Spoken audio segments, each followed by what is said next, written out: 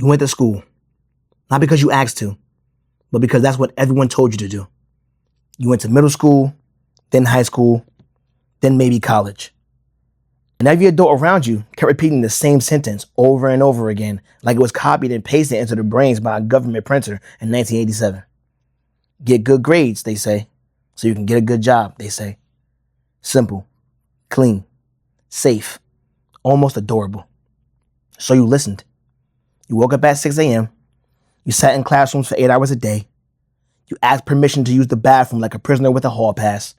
You memorized formulas that you forgot 2 weeks later. You learned about the mitochondria. You learned about ancient wars. You learned how to find the area of a triangle. But somehow, nobody taught you what a stock was. Nobody taught you taxes. Nobody taught you debt. Nobody taught you assets versus liabilities. Nobody taught you why one person making $60,000 a year stays broke forever, while another person making the same amount quietly becomes a millionaire. Funny how that works. You graduated high school at 18, everybody claps. You graduate college at 22, everybody claps louder. Now you're holding a degree in communications, or psychology, or business administration, or something else that sounded important at 17 years old because someone wearing a suit at career day said it had a great opportunity. Now you're 24, working customer service, or retail, or sitting in an office answering emails you don't care about. And the craziest part, half the people you graduated with are doing the exact same thing 4 years later. Thousands of dollars, student loans, and now your manager is named Greg and he schedules your lunch breaks.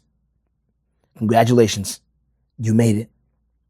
At least that's what they told you. And slowly, you start realizing something feels off. Because nobody ever explained money to you. Not really, anyway. They told you how to earn money, but they never taught you how to keep it.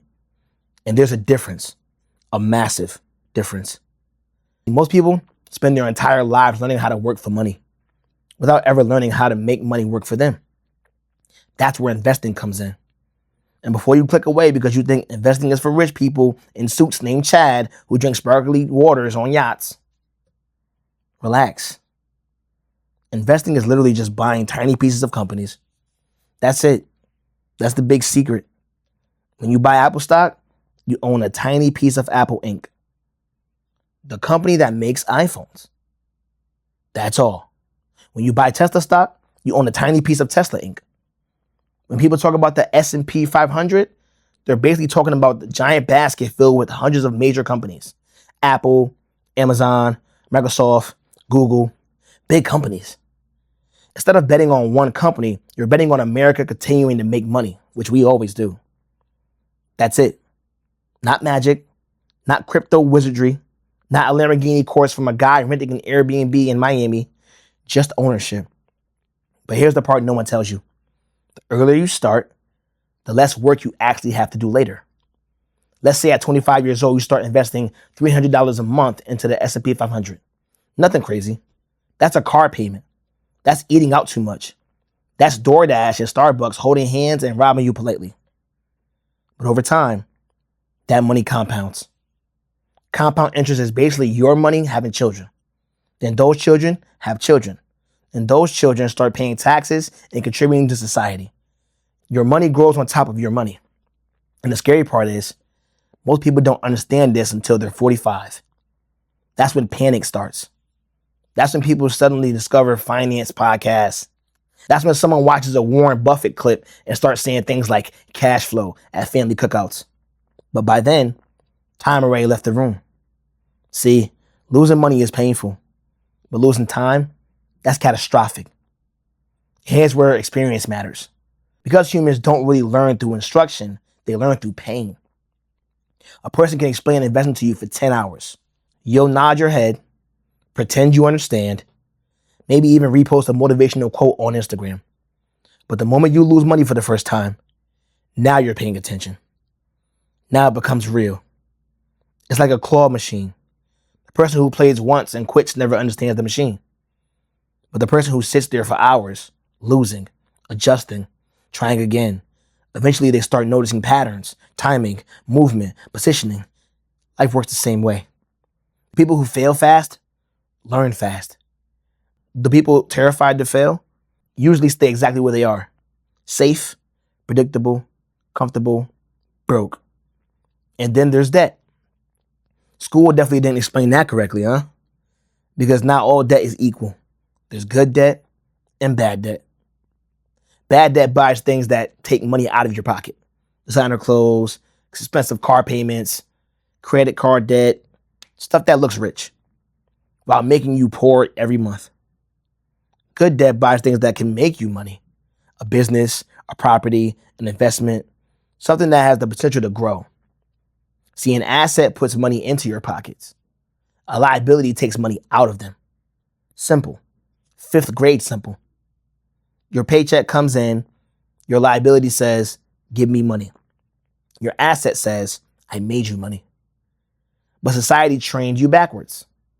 People buy liabilities first, then wonder why they never build wealth. Someone making $100,000 a year can still be broke because income means nothing without control. That's another thing nobody explains.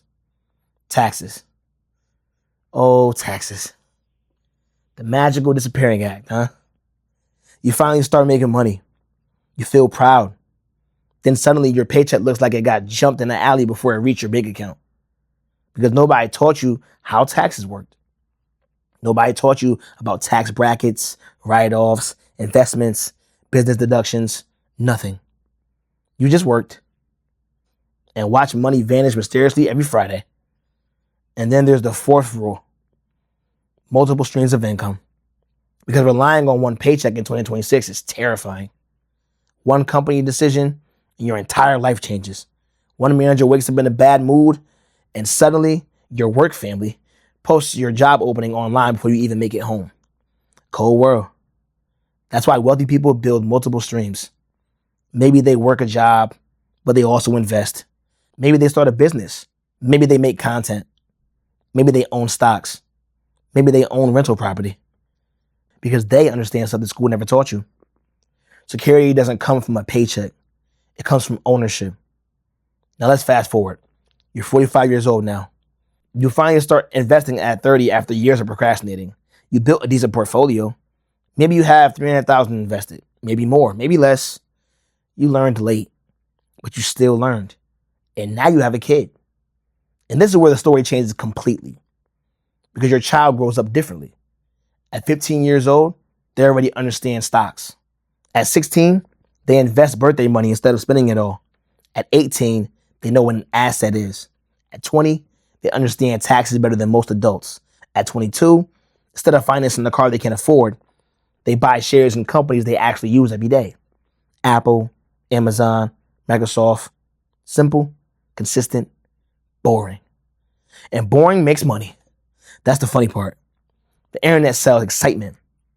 Wealth is usually built through repetition, not excitement. Your child invests early, keeps investing, keeps learning, keeps failing, keeps adjusting, and by the time they reach 30, they're $800,000 ahead of you in your 50s.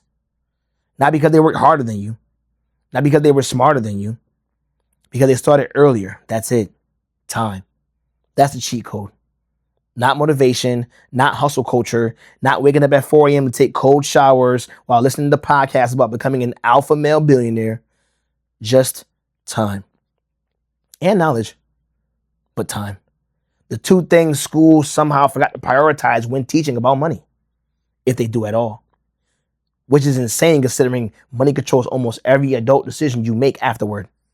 Where you live, what you eat, who you date, how stressed you are, how much freedom you have, whether you can leave a toxic job, whether you can help your family, whether you can breathe without checking your bank account first. But sure, at least you learn about parallelograms.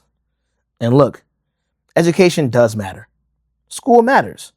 This isn't saying school is useless. Far from it. But the problem is no one tells you education should continue after graduation as well. The moment you stop learning financially, you start falling behind silently. And most people don't even realize it's happening until years later. That's the scary part. Nobody announces financial failure immediately. It happens slowly, quietly. A subscription here, a payment there, interest, debt, lifestyle inflation. And suddenly you're 50 years old wondering where all the money went. That's why understanding money matters so much. Not to become flashy, not to flex online, not to rent a Lamborghini for Instagram pictures beside a crypto convention in Dubai, but for freedom. Real freedom. The freedom to say no, the freedom to breathe, the freedom to choose your life instead of surviving it. And maybe, if more people understood these 5 rules earlier, investing, debt, taxes, multiple income streams, asset versus liability, then maybe fewer people would spend their entire lives running on a treadmill they never even chose to step on. Because once you understand money, you start seeing the world differently. And once you see it, you can't unsee it. Subscribe if you learn anything in this video, and I'll see y'all next Monday.